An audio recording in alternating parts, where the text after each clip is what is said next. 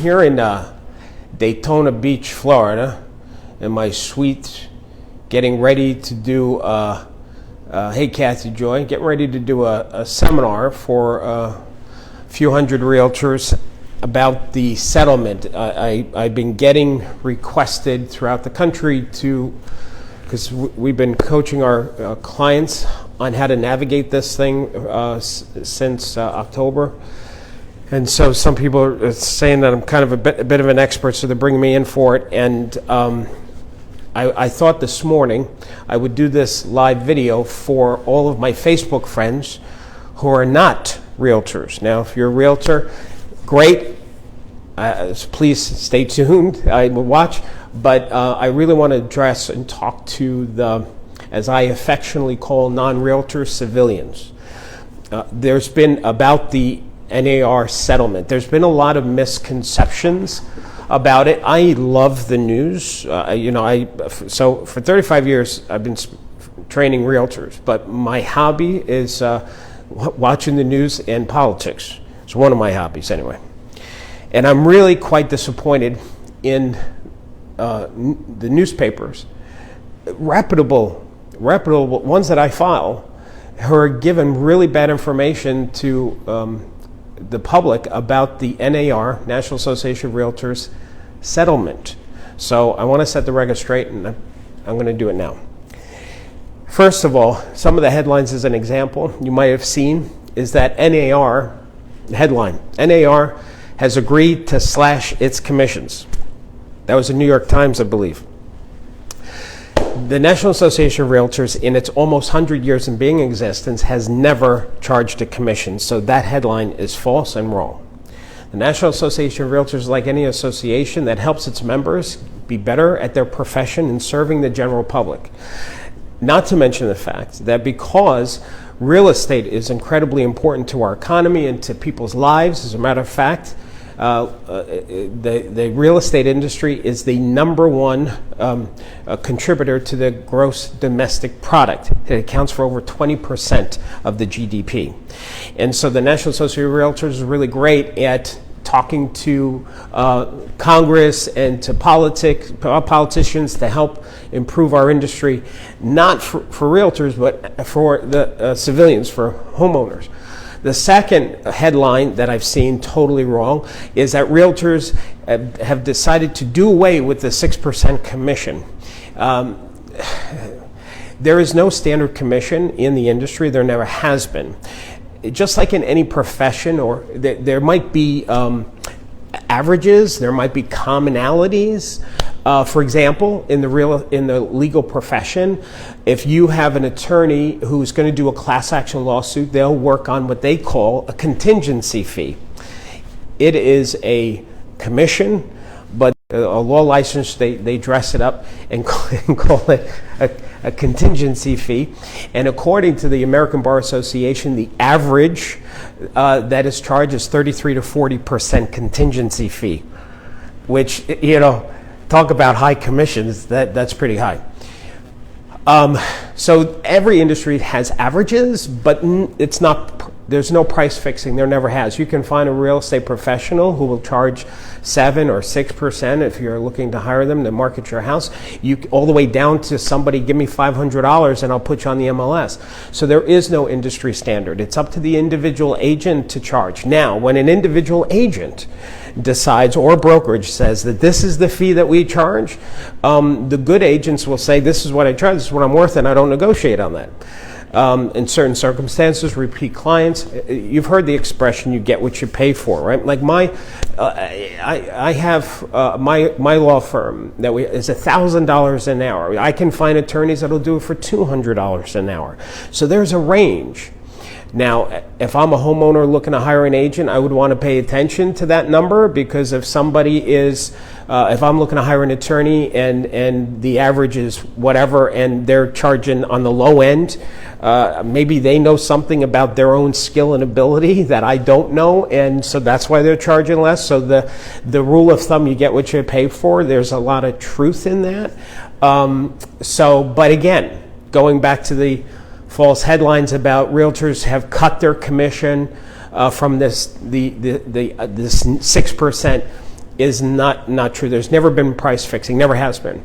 And the fact that, here's another headline, that this change, the settlement is going to upend the real estate industry is also not accurate. I'm going to tell you, to my Facebook friends who are not real estate professionals, here is what came out of the lawsuit settlement. And again, it was a settlement, and it was only two things. And here are the two things that affect you. Number one is this selling broker's commission that the listing agent would offer to a selling broker. That on the MLS form is coming away. No longer will we be telling the selling agents what their fee is. It doesn't mean that they're not getting paid a fee. It doesn't mean that you as a homeowner would not decide to offer that fee. That fee to the selling agent is still getting paid. It's just coming off the form. That's it. The second thing is any buyer that works with a realtor. Now, this is not true for non-realtors, but any buyer that wants to look at a house with a realtor, that realtor must have a buyer agency agreement that spells out the relationship and what that agent's going to do for that buyer. Specifically, how they're going to work with that buyer, how much they get paid to do that portion of the transaction. It doesn't automatically mean that the buyer is going to now have to pay their buyer's agent. It doesn't mean that. It also doesn't mean that the agent is going to ask the buyer to commit to 6 months or a year. It doesn't mean any of that. Now, each individual agent or brokerage may decide how they're going to work with buyers, what that fee is, what that commitment's going to be. And that's why as a buyer, it'll be important that you get clear about the agent and what they're charging and how they work. And when you think about it, this to me, of the two, is my favorite for the consumer because it'll have some more transparency for the buyer. The buyer will understand how that agent's going to work with them, for them, and what that agent gets paid. Total transparency on that. But again, this is really important to all of my non-realtor Facebook friends. It does not mean that the buyer always now has to pay their agent. That might happen in some cases, but that was not part of the settlement. There is no spelling out how that relationship's going to work. It's going to depend on the individual agent and the broker.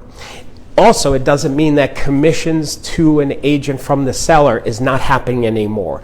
If you're a homeowner, and I, as a consultant, would say to you, if you're smart, you would offer to pay that buyer's agent's fee because that'll make your house more attractive, just like we've been doing for the past several decades. So, I hope this cleared up some confusion. I want to see if there's anything else. This is a part that I don't like about live because I have to think on my toes really quick and I can't edit this. I'll probably end the live and then I'll realize, Victoria, this is live. There's no link. I just did this spontaneous, so that's why. I'm probably going to end this Facebook Live and say, oh my gosh, I forgot to say this and I forgot to say that. But as a homeowner, here's what I want to, so I'm going to summarize it with this. As a buyer, and then I'll tell the homeowner, as a buyer, if you're looking to buy a house, it's important that you get clear with your agent how they work for you, what is expected. They may ask you to commit to working with them for a certain period of time. It might be that this relationship with your agent, they may say, no, you don't have to commit to me on every house, but any house that I do show you, this is what I get paid and this is what I'm going to do for you.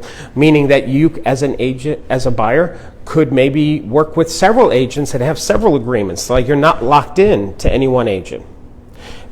If you were to work with me, I wouldn't do that. I would say you have to just work with me exclusively. So every agent, not that I do real estate anymore, I'm saying if I were back in real estate, oh gosh. So, gang, as a buyer, interview your agents, get comfortable with them, and it's imperative that you find an agent that's got your back, that's going to look out for you, this is a great thing for buyers. It really is. And it doesn't mean, once again, buyers, that you have to pay a fee to your agent. That agent may be able to work it out with the seller, with the listing agent, or even working it into the offer that you make. Your agent will guide you on that. So don't worry. This actually, I think, is a better thing for buyers. As far as sellers are concerned, don't do it alone. Every statistic shows homeowners who sell on their own, they actually lose money. They don't save money. Because of realtors' resources and what they have available, it's in your best interest. That's why we've been around as an industry for almost 200 years. A lot of people don't realize that. If we didn't provide some value, then we wouldn't be around this long, not to mention the fact over 90% of all homes sold are sold with a real estate professional because it's beneficial. It's the best thing to do for homeowners. So interview agents, look at their skill and their ability and what they charge. And remember, you do get what you pay for. Usually the better agents have a higher standard as to what they charge. And as a homeowner, I encourage you to still pay the buyer's agent's fee, because that'll make your house more attractive. It'll make it easier for the buyer to get financing. It's worked into the price. You're really not paying out of your pocket. You're still going to get the monies you need.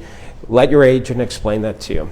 All right, I hope this impromptu live thing helped clear up some confusion for homeowners and buyers alike. And that's it. So I'm going to go do my seminar to get ready. God bless you guys. Please stay safe, and don't forget to keep smiling.